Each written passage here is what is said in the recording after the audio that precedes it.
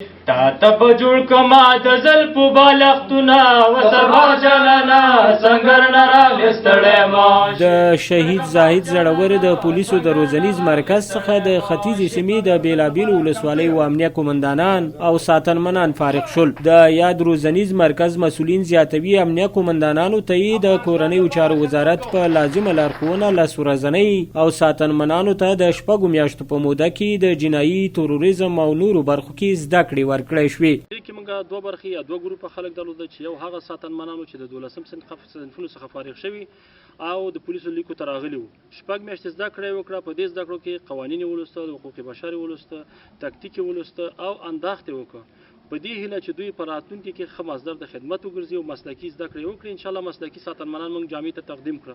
او بل ګروپ زموږ قومندان صاحبان د امنیې د ولسوالیو چې د زون په سطحه دغه تعلیمي مرکز ده د 4 ولایاتو قومندانان د امنیې د ولسوالیو راغلي وو: نورستان ولایت، لغمان ولایت، کونړ ولایت او ننګرهار ولایت. د دغه پروګرام د معین صاحب ارشد په شفاهي هدایت په اساس باندې لس ورځنی پروګرام وو.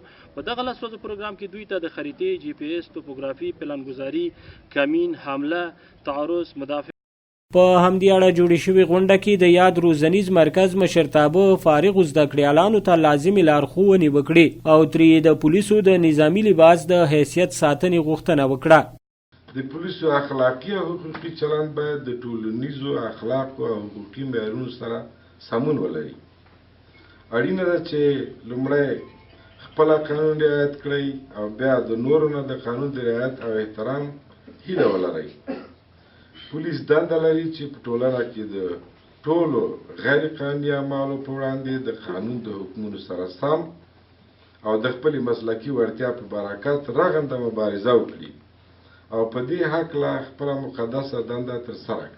بلخوا له شپږ میاشتنۍ زده کړو له فراغت وروسته فارغو ساتنمنانو د ترلاسه کړو زده کړو په اړه خوښي وښوده او زیاته یې کړه چې د خپل سر په بدله کې به د خپلې خاورې او هیوادوالو د ساتنې په پار خدمت ترسره کړي.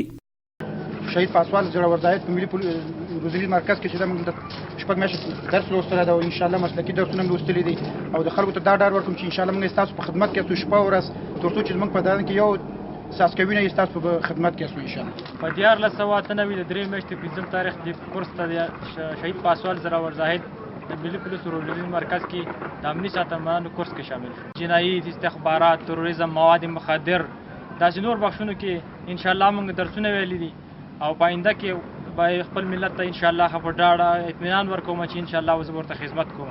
د یادونې وړ ده چې د یاد روزنیز مرکز له تاسیسه تر دې دمه له یاد روزنیز مرکز څخه څه د پاسه 80,000 پولیسو ته په بېلابېلو برخو کې زده کړې ورکړی شوي دي.